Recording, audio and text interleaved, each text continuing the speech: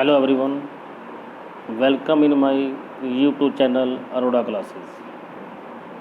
Today we will discuss next topic of introduction of statistics.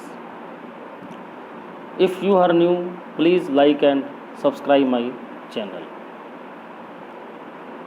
We start from the economy and its component. We already discussed about the meaning of economics and economy. Economics mean it is a social science concerned with proper use and allocation of resources to achieve economic growth and stability. But economy is different from economics. Economy is a system where people get employment opportunity to fulfill their desire, like economy of India, economy of USA, economy of Haryana. Means कहने का मतलब क्या हुआ कि economy एक ऐसा system है जहाँ लोग ऑर्डिनरी बिजनेस ऑफ लाइफ में अपनी नीड्स को पूरा करने के लिए एम्प्लॉयमेंट ढूंढते हैं, एम्प्लॉयमेंट गेट करते हैं और अपनी आवश्यकताओं को पूरा करते हैं. इस नॉन एज ए इकोनॉमी. इसके कंपोनेंट्स हैं production, consumption, exchange and distribution. Production हम ऑलरेडी डिस्कस कर सके हैं. Production means creation of utility, means raw material convert into useful thing. जो मटेरियल वेस्ट पड़ा है, अनसिस्टमेटिक है, उसको सिस्टमेटिक वे में चेंज कर देना जिससे उसकी क्या है वैल्यू बढ़ जाए, उसे बोलते हैं production. Production means it defines creation of utility. It is process in which inputs are transformed to goods and services, like sugar cane convert into sugar, cotton convert into thread, thread convert into clothes. That is called a production. Consumption means consumption is that quality of goods which directly satisfy to human want. Directly satisfy to human want means suppose करो आपने एक bread consume किया है, उस bread को consume करने से आपके अंदर एनर्जी आ जाती है. That is called a consumption. It is a process by which a goods और service is completely used up and directly satisfy to human want is called a consumption. Then is investment.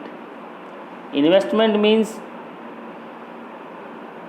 increment in capital goods like machine, building is called a investment. Distribution is a part of production which explain how to national income is distributed among different factor of productions. Means कि हमारे पास 3 sectors हैं, primary sector, secondary sector and tertiary sector. In sector के बीच में factor of production काम करता है, जैसे land, labour, capital and entrepreneurship.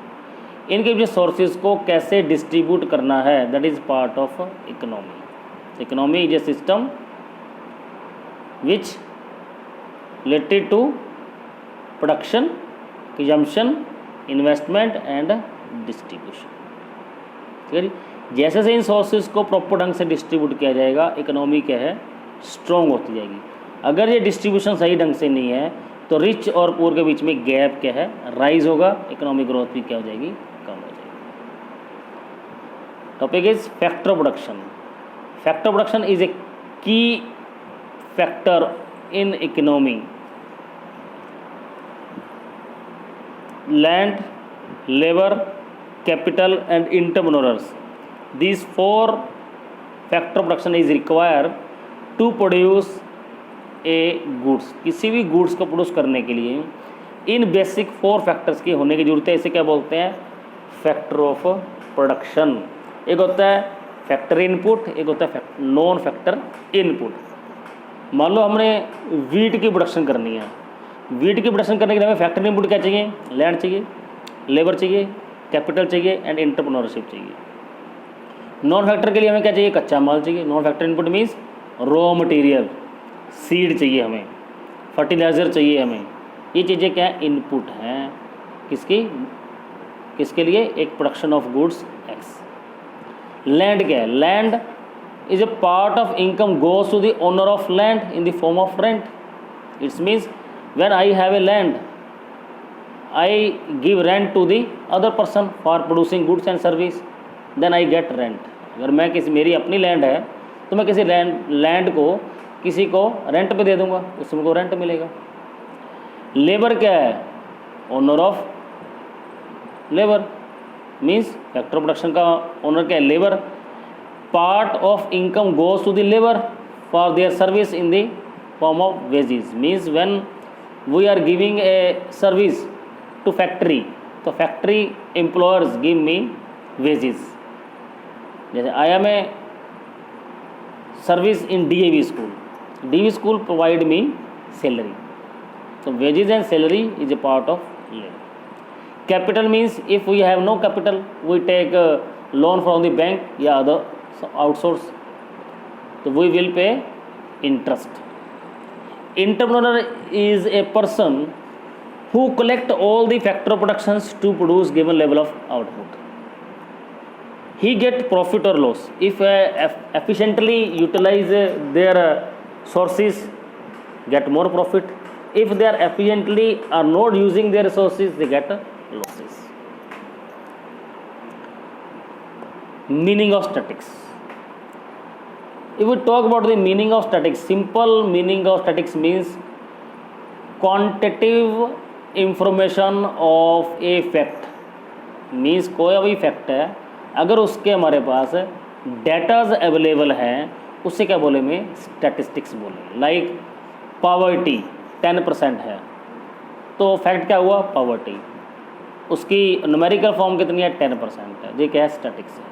Unemployment rise 2% rate in a year. Unemployment is a fact. 2% rise is a quantitative approach. तो means ऐसी कोई भी चीज़ फैक्ट जो न्यूमेरिकली एक्सप्लेन किया जा सकता है, that is called a statistics. इसलिए बोल सकते हैं इसको quantitative information of fact is called a statistic. इसके 2 पार्ट हैं, एक सिंगुलर सेंस है, एक है प्लूरल सेंस है. Singular sense mean statistical tools. Statistical tool means कि it may be define as a collection, organisation, presentation, analysis and interpretation of the data. क्या कहने का मतलब क्या हुआ कि सिंगुलर सेंस का मतलब क्या है? स्टैटिस्टिकल टूल से है. सपोज करो हमने पॉवर्टी की समस्या का हल करना है, तो हमें क्या करना होगा? इन्वेस्टिगेटर को क्या करना होगा? सबसे पहले पॉवर्टी से रिलेटेड डाटा को कलेक्ट करना होगा. जो फर्स्ट टास्क क्या है? उसका डाटा को कलेक्ट करना है. उसके लिए हमारे पास 2 मेथड हैं, census method and sampling method. Primary source and secondary source. जब ये चीज़ें हो जाएंगी तो सेकंड टास्क हो जाएगा ऑर्गेनाइज करना. जो रॉ डाटा है, कच्चा माल है, अनसिस्टमेटिक डाटा कलेक्ट किया गया, उसको सिस्टमेटिक ढंग से ऑर्गेनाइज किया जाएगा. जैसे टैली बार के अंदर, टेबल के अंदर, शेड्यूल के अंदर. फिर उस टूल्स को क्या किया जाएगा? हम प्रेजेंट करेंगे इन the form of curve, graph. फिर उसका क्या आएगा? उसको ग्राफ को हम एनालाइज करेंगे. जब इन समस्याओं को हम रियल लाइफ से रिलेट कर देंगे डाटा को, तो क्या बन जाएगा? वो सिंगुलर सेंस में एक स्टैटिक्स बन जाएगा. रिजल्ट आने शुरू हो जाएंगे हमारे पास. Means singular sense means it is a statistical tools. It's may be defined in the form of collection, organisation, presentation, analysis and interpretation of the data is called a statics in singular sense. If we talk about the plural sense means कोई भी ऐसा fact जो numerical present किया जा सकता हो, उसके अंदर कंपेयर करने की पावर हो. ठीक है जी. And we get conclusion also, that is called a statics in the plural sense. Simply statistics refer to information in the term of numbers और numerical data such as population statistics. हम इसको जो भी कह सकते हैं, statistics means numerical statement of a fact which is comparable and conclude any relations. Conclude of result is called a statics in plural sense. Plural sense के कुछ characters हैं, कैसे एग्रीगेट ऑफ फैक्ट्स, जो डाटा एग्रीगेट में है, group में है, वो तो स्टैटिक्स होगा, जो ग्रुप के अंदर नहीं है वो स्टैटिक्स नहीं है। Means only group of data is called a statics, single figure is not A statics. Like मेरी जेब के अंदर 10 रुपये हैं, ये स्टैटिक्स नहीं है। मेरी जेब के अंदर 10 रुपये हैं और आपकी जेब के अंदर 20 रुपीज़ हैं, तो हम कंपेयर कर सकते हैं। ग्रुप ऑफ डाटा हो गया रुपीज़ का, ग्रुप क्या हो गया रुपीज़ का, ग्रुप रुपीज़ क्या हो गया फैक्ट हो गया, उसकी जो क्वांटिटी है वो क्या होगी, इसकी क्वांटिटी इन्फॉर्मेशन होगी, फिगर होगी, तो वो क्या है स्टैटिक हो सकता है। एंड सेकंड इसका करेक्टर्स क्या है, न्यूमेरिकली एक्सप्रेशन, जो स्टैटिस्टिक इंफॉर्मेशंस हैं जो न्यूमेरिकली एक्सप्रेस की जा सकती हैं वो तो स्टैटिक्स है, जो न्यूमेरिकली एक्सप्रेस नहीं की जा सकती वो स्टैटिक्स नहीं है। जैसे कि rich and poor is not a part of statics, and rich are 10% and 90% in poor in India, figure आ गई, न्यूमेरिकल एक्सप्रेशन हो गया, that is called a statistic.